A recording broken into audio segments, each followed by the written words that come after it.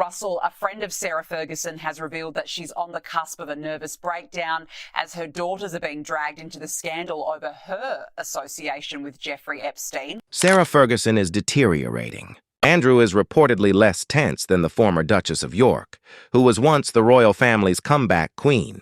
She has been occupied with self-blame and even has plans to permanently leave Britain. The walls of Royal Lodge are closing in on her after decades of sharing a home with her disgraced ex-husband, Andrew Mountbatten Windsor. According to accounts, mayhem is currently taking place inside those gates. The title of prince has been taken away from Andrew.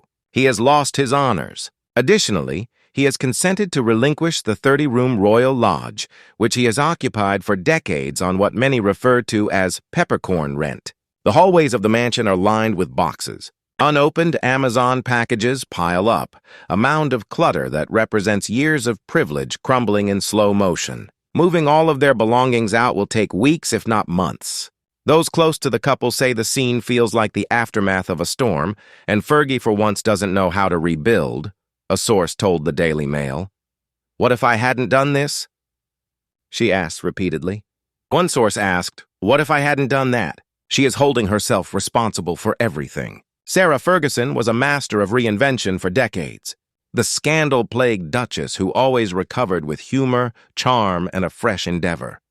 However, the redemption mechanism has malfunctioned this time. Her circle's quiet, the shame and the news. Everything is too familiar. And now, he's agreed to give up the 30-room Royal Lodge, the home he's occupied for decades on what many call peppercorn rent. Inside the mansion, boxes line the corridors. Amazon deliveries pile up unopened, a mountain of clutter symbolic of years of privilege. To Andrew has responded rather differently, despite reports that Sarah paces Royal Lodge in despair.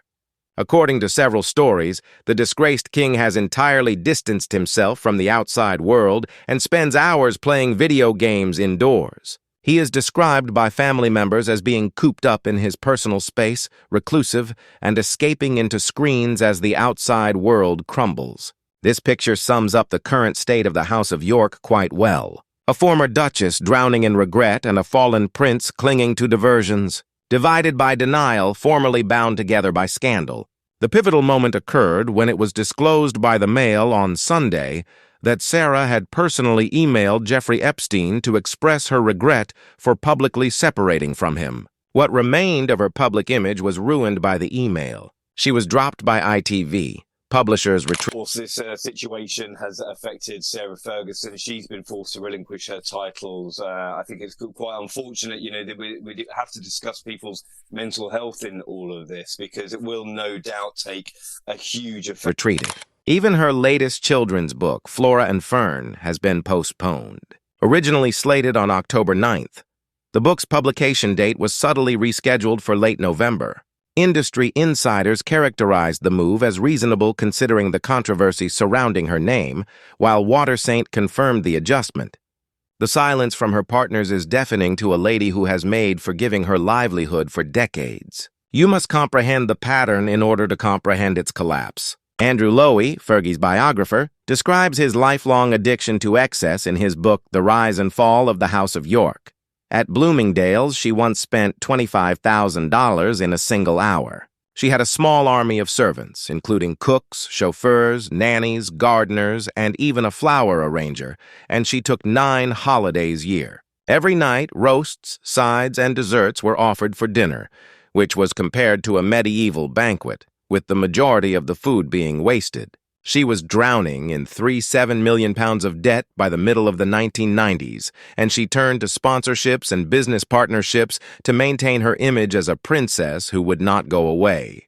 However, the patience of the public and time have now run out. Friends report that the phone has stopped ringing today. There are no longer any invitations. Not even her staunchest supporters have spoken up. Princesses Beatrice and Eugenie, her kids, are reportedly pressuring her to change her brand. She is currently surrounded by a new group of public relations fixers, experts who were brought in to market her as a pioneer of female positive with an emphasis on philanthropy and motherhood. But to put it plainly, insiders are dubious. Up to this point, she has consistently been able to recover. Sarah is reportedly thinking of leaving Britain entirely at this point. with her reputation in shambles and her financial future unknown. 4 years of research, after 4 years of looking into this woman, and who is, to you, Sarah Ferguson? Well, Sarah Ferguson is a woman of great charm, great ability, a woman who could do a lot of good, has a great empathetic feel for particularly deprived. Speculation has even spread to include Muke and Sandy, the Queen's cherished corgis. The canines will stay with the family after the royal residence is vacated, according to confirmation from Buckingham Palace. However, it's still uncertain if they'll live with one of their daughters, Andrew or Sarah. The disarray and disintegration of this once glitzy home are aptly summed up by this simple yet meaningful query. Sarah Ferguson is allegedly unraveling behind Royal Lodge's dense hedges. Friends talk about a woman who vacillates between anger and hopelessness. She blames herself one minute, then lashes out at the world that has turned its back on her. She is roaming the hallways, not eating and not sleeping. It's like witnessing someone fall apart in real time, according to one insider. Fergie developed a special fortitude over years. Every time a scandal arose, she would come out with a smile, her hair styled flawlessly, and her cheeks flushed with hope, declaring that she had gained a vital lesson. It turned into her trademark, the Duchess who always returned stronger after enduring disgrace. This time, however, that natural recovery has failed her. She is troubled by what she has lost, according to many who have spoken to her privately. One former aide observed, she keeps playing back her life in loops. The Oprah interviews, the business endeavors, the divorce, the marriage, and the pictures of toes sucking.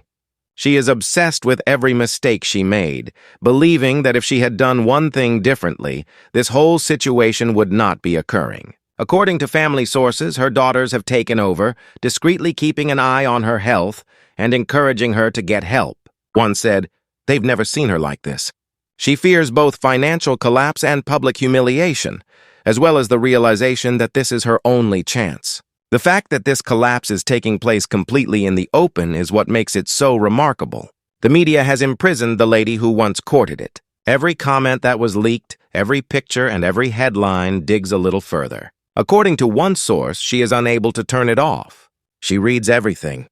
The articles, the comments, and even the parodied accounts. She is being consumed by it.